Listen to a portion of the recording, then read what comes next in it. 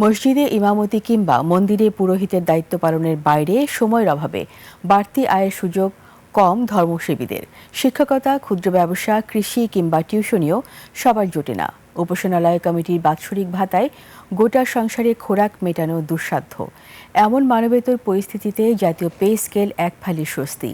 সেই সঙ্গে প্রধানমন্ত্রীর উপহার, ধর্মীয় সেবা সংশ্লিষ্টদের জন্য বাড়তি আশীর্বাদ। বিস্তারিত আকবর হোসেন সুমনের রিপোর্টে। নায়াসিনামাইড ও স্যালিসাইলিক সমৃদ্ধ লিলি ফেস ওয়াশ যা ফেসের ডেড স্কিন সেল দূর করে দেয় দ্বিগুণ ফাস্টার ব্রাইটেনিং।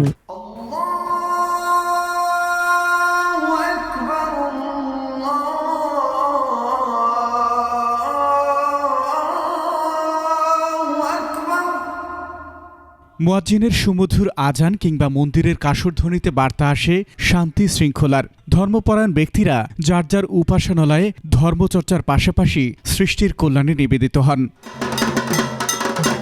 শান্তির জন্য আহ্বানে যাদের অক্লান্ত পরিশ্রম, সেই সব মসজিদের ইমাম, মুয়াজ্জিন, খাদেম, মন্দিরের পুরোহিত, সেবায়েত, বৌদ্ধবিহারের ভিক্ষু, অধ্যক্ষ কিংবা গির্জার যাজকদের সংসার নির্ভর করত ভক্তদের দান দাক্ষিণ্যে।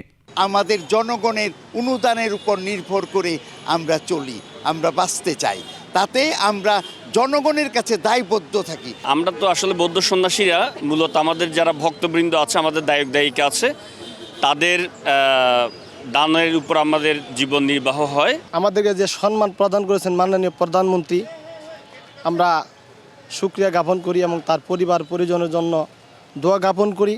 সাম্প্রতিক জাতীয় পে স্কেল ধর্মসেবীদের বেতন বৈষম্য দূর করেছে।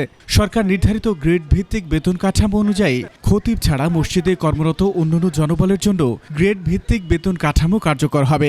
ইমামদের শুধু লিস্ট করা হতো যে ইমামদেরকে ভাতা দেওয়া হবে এই নির্বাচনের পর, সেই কাজের পর, কিন্তু ওই শুধু লিস্ট সীমাবদ্ধ থাকতো, কখনো কোনো সম্মানই দেওয়া হতো না। এরকম তার কোনো সময় টাকা পয়সা পাইছি না, বুড়া হয়ে আছি গা, এমন তো পাইছি না আজগা পাইলাম।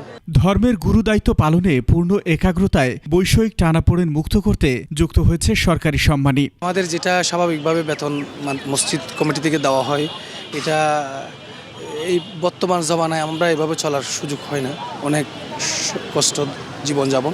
আমাদেরকে তো যাবৎ কোনো সরকার বা অন্য কেউ আমাদেরকে এভাবে ভাতার আওতায় আনে নাই। 1971 সাল থেকে আজ পর্যন্ত কেউ মূল্যায়ন করে নাই এই হিন্দু ধর্মাবলম্বী। আজকে আমরা এই মূল্যায়ন পেলাম। ধর্ম মন্ত্রণালয়ের 2024 সালের তথ্য অনুযায়ী বাংলাদেশে সব মিলিয়ে মসজিদের সংখ্যা প্রায় 3.5 লাখ, পারিবারিক বাদে মন্দিরের সংখ্যা প্রায় 50,000। এইসব ধর্মীয় প্রতিষ্ঠানের ধর্মসেবীদের কথা, সম্মানের পরিমাণ কত তার চেয়ে তাদের স্বীকৃতি অনেক বেশি গৌরবের। আকবর হোসেন সুমন, 21 টেলিভিশন, ঢাকা।